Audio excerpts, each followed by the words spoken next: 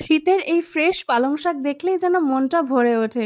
একঘেয়েমি পালং শাক পছন্দ না হলে একটু অন্যরকমভাবে ট্রাই করা যায়। এই রকম সফট পালং পরোটা শীতের নতুন আলুর দমের সাথে বেশ ভালো মানায়। তো এটা বানানো একদম সহজ। ফ্রেশ কিছু পালং শাকে ভালো করে ধুয়ে মিক্সিং ব্লেন্ডারে একদম মিহি পেস্ট করে নেব। আমি এখানে ছাঁকে নিয়ে, আপনারা ছাঁকতেই পারেন।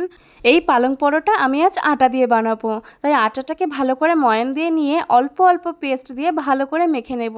যত ভালো করে মেখে নেব পরোটাটা ততই সফট হবে।